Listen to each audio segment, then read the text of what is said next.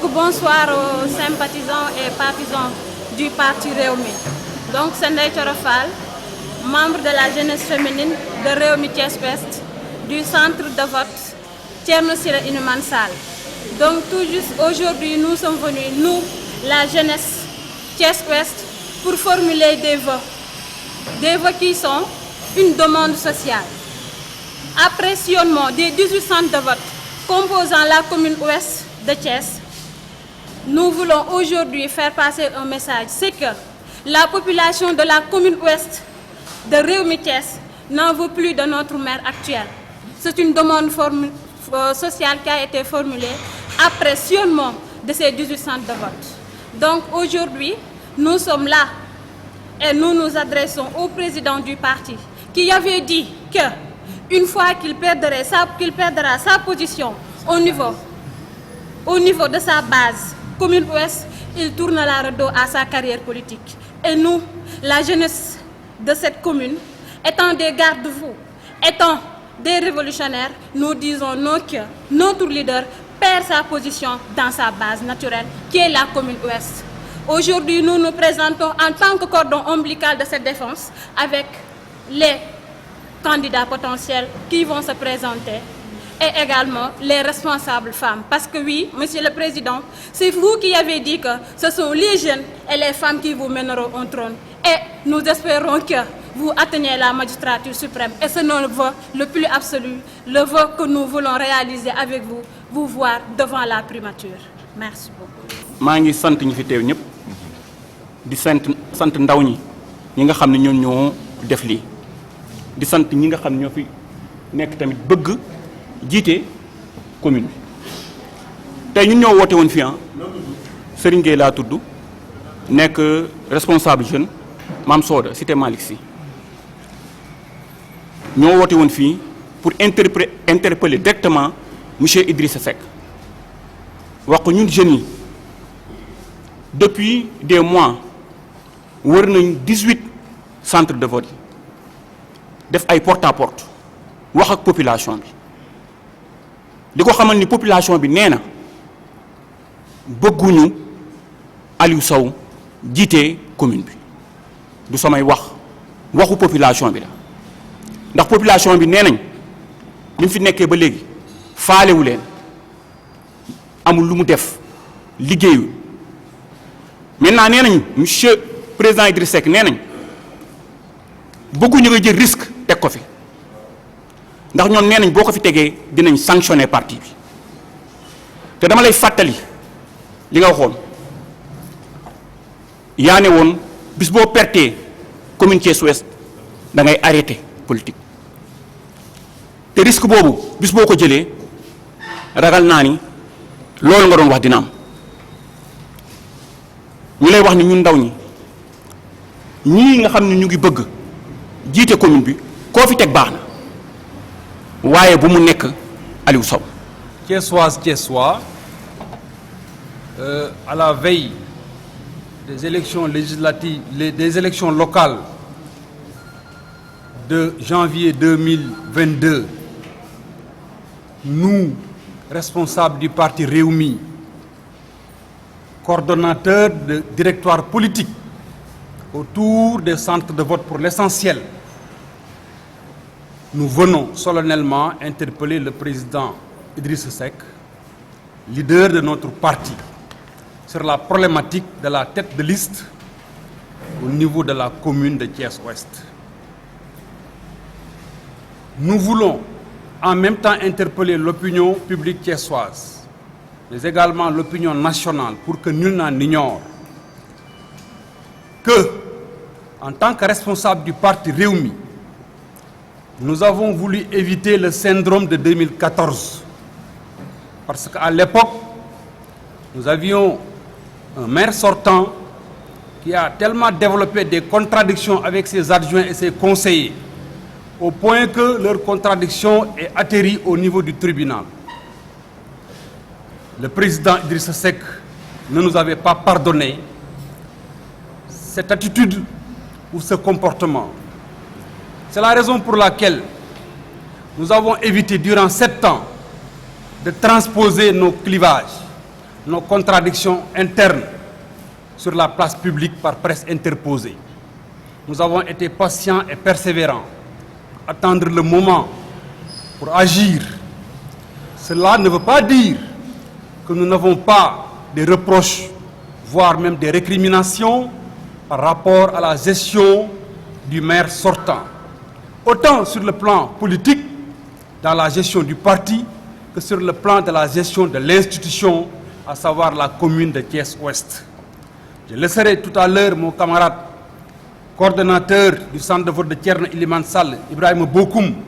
en tant qu'adjoint au maire, aborder les manquements du maire sortant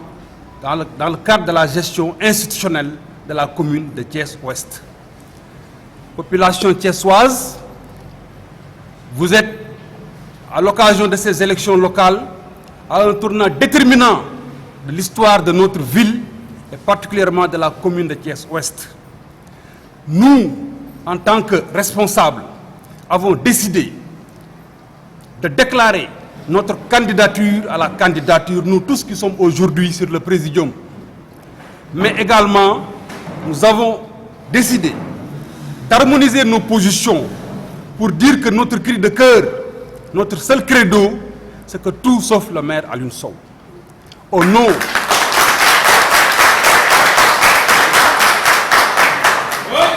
de la mauvaise gestion clientéliste et partisan du parti, mais également au nom de ses manquements dans la gestion de l'institution. Mais au-delà de nos préoccupations individuelles, nous avons écouté la clameur, nous avons écouté les populations de la commune de Thiès-Ouest, nous avons lu, nous avons entendu et nous avons décidé d'interpeller tous nos responsables, mais également tous nos leaders, pour leur dire qu'il y a un danger qui nous guette au niveau de la commune de Thiès-Ouest. Si on ne revoit pas la forfaiture qui risque de se passer, si on ne revoit pas les cartes pour que les candidatures qui sont là montrent, pour qu'on puisse montrer que les candidatures qui sont là constituent des alternatives crédibles, pour qu'ensemble nous puissions travailler pour le développement de la commune de Thiès-Ouest. Aujourd'hui, toutes les populations de Thiès sont inquiètes. Toutes les populations de Thiès sont inquiètes. Ils nous interpellent à tout bout de champ pour nous dire que si on reconduit les maires sortant particulièrement au niveau de la commune de Thiès-Ouest, les populations risquent de nous tourner le dos. C'est conscient de ce danger qui nous guette, conscient de la situation, que nous avons pris nos responsabilités devant l'histoire pour interpeller le président Idrissa Seck sur la situation et se présenter à lui de façon respectueuse, courtoise et aimable pour alerter, mais également pour lui présenter les alternatives crédibles qui sont sur cette table, pour lui dire que le parti Rewmi regorge de compétences, de personnes crédibles, expérimentées, ayant un passé politique reluisant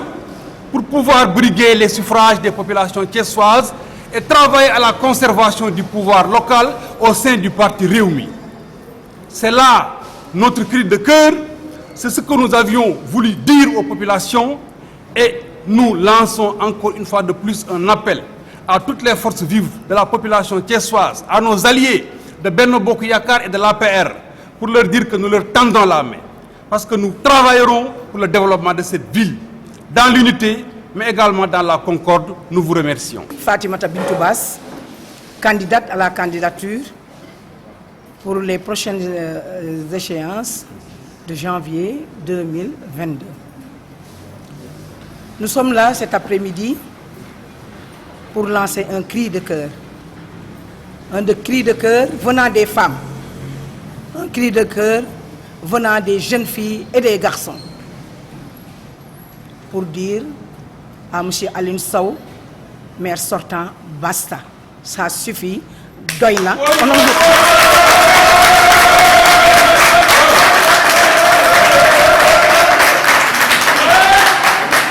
Monsieur le Président, vous avez toujours prôné la légalité. Vous avez toujours prôné, Monsieur le Président, Idrissa Seck que ce sont les Borom Moussoor qui vont vous accompagner. Monsieur le Président, on est dans cette lancée et Inch'Allah Rabbi, on ne va pas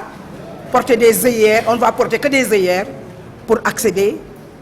et pour vous faire accéder à la magistrature suprême, Inch'Allah. Et ça commence maintenant. Pourquoi maintenant? Vous avez mis au devant de cette institution un monsieur qui ne s'est jamais soucié des femmes. Certainement, il a son groupe qui ne s'est jamais soucié des jeunes. Les garçons sont là. On n'invente rien. Il ne s'est jamais soucié du troisième âge. Il ne s'est jamais soucié de l'institution elle-même. Donc, Monsieur le Président Monsieur le Président Idrissa Seck, on est là, on vous prie et on vous supplie vraiment de mettre de côté Alioune Sow, maire sortant.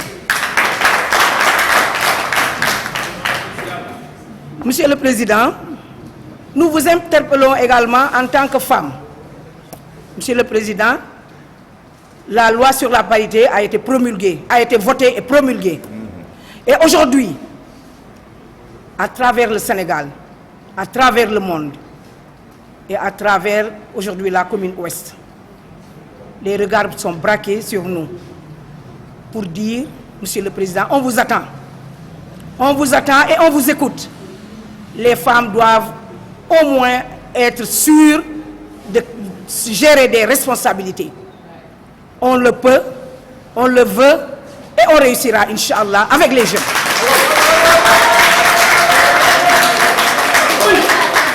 Le troisième âge sera là. Il sera là. On a besoin de leur expérience. On aura besoin de leur compétitivité. On aura besoin de leurs conseils. On aura besoin de ce troisième âge pour créer la paix. Il nous faut la paix. Le maire sortant est en divergence avec tout le monde. Écartez-nous ce monsieur. Mettez-nous, en tout cas, le choix que vous croirez qu'il est possible de gérer cette institution pour qu'on puisse avoir une victoire éclatante au soir du 23 janvier 2022. Monsieur le Président, le discours est en français, mais dinaa la wax Monsieur le Président dañoo ragal gàcce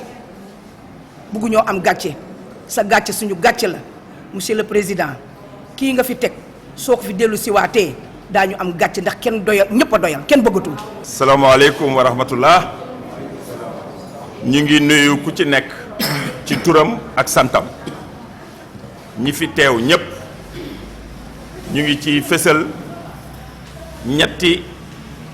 buum ku ne titre bi nga am wala fonction bi nga am wala cër bi nga taxawee ñu ngi koy sagal di ko fësal maa ngi tudd Ibrahima Bokoum nekk premier adjoint au maire de la commune de Thiès-Ouest nekk coordonnateur du centre de vote Thierno Siré Elimane Sall am ay ndombo tànk yu fés ci mairie bi nga xamante ni mooy mairie Thiès-Ouest li nu fi dajale nag lu simple la naataango yi ma àndal yépp dañu nekk ay coordonnateur de centre de vote ndax sunu parti mi ngi tudd Rewmi sunu président tudd Idrissa Seck santaane ni sama parti dama bëgg ngeen tëral ko ci tëralin bii ma leen sant dem leen ci quartier yi ngeen dëkk am na foofu benn école bu fa nekk ngeen tudd ko centre de vote ña dëkke centre de vote boobu yépp nañu dajaloo defar fa lu ñu naan un comité électoral comité boobu nag njiit yi ñoom la ñuy tudde ay coordonnateurs quartier yi nga xamante ni ñoom ñoo lëkkaloo pour ñu mën a tudd Thiès-Ouest quartier yooyu fukk la ak juróom-ñett fukk yeeg ñaar yi seeni coordonnateur ñu ngi fii toog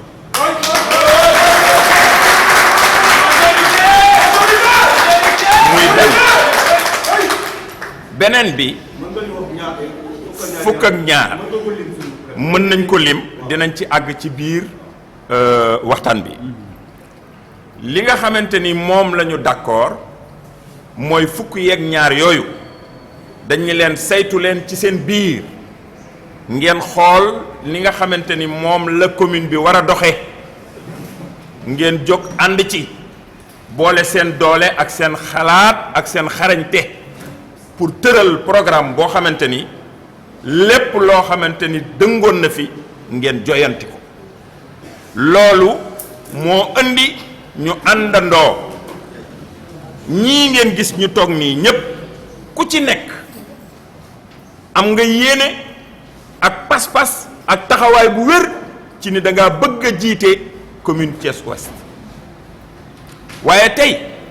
dañu ni sunu doole sunu xalaat sunu yéene nañ ko boole ñun ñépp ku ne noppi sa ambition ñu dajaloo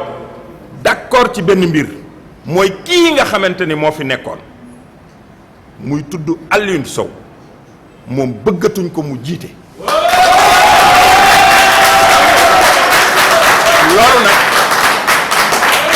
loolu nag d'accord nañ ci niñ ci d'accord it mooy fii nga xamante ni mooy commune bi ñaari mbir da ko ŋànk liggéey bi commune bi war a liggéey ak ñi nga xamante ni ñoo dëkk commune bi ban gis-gis la ñu am ci ñi nga xamante ni ñoo jiite moom nag ñépp ñi nga xamante ni ñoom ak moom ñoo bokk parti jàpp nañu ci lu wér ni bu ñu ko delloo si waatee fii parti bi dana ñàkk position bi mu amoon ci commune bi muy benn ñaareel bi ñun waa parti bi loolu dafa am luñ ci dolliku liñ ci dolliku mooy population yi ñu bokkal te bokk ñoom parti te ñu dëkk ci commune bi ñoom nee nañu boo leen bëggee dara fii Alioune Sow mii nga xamante ni moom ngeen fi teg jële leen ko fi ñu d'accord donc que ni moom bu fi jógee président Idrissa Seck moom moo santaane woon ni sama parti bii loxo yii laa ko dénk kon moom ci boppam mooy dellu siwaat ñii di ndaw ñi ñii di jigéen ñi ñii di mag ñi ñii di màgget ñi muy troisième âge ñoom ñépp ñu doon ay secteur clé yoo xamante ne dañu bokk ci organigramme parti bi ku ci nekk mu recevoir la laaj la lii xew lan moo ciy sa gis-gis ak nan ngeen bëggee lii di ñëw kan lañ fiy teg loolu mooy problématique bi nga xamante ni mooy problématique gu tête de liste boobu nag aujourd'hui le président Idrissa Seck jiitu wuñ ko ci mbaram mais ñun dañoo jàppe suñu bopp ni mën nañ koo dimbali wala ñu leeral ko ci lu bari ci tànn bi mu nar a def niñ ko ciy leerale mooy bu ñu laajee suñu xalaat laaj ñeneen seen xalaat déglu ñépp dina xam ni bu fekkee déglu na nit ñi te dégg leen Alioune Sow du delsi loolu nag moo tax sunu organisation bii politique nag ñaari carte rek moo ci am mbooloo ak majorité mbooloo bi am na fi majorité bi am na fi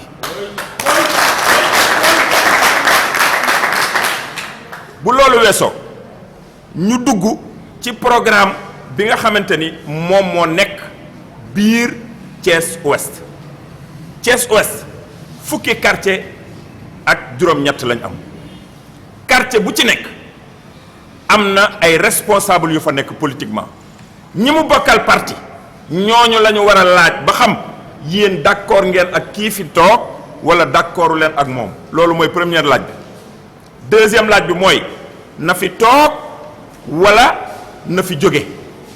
loolu mooy deuxième laaj léegi nag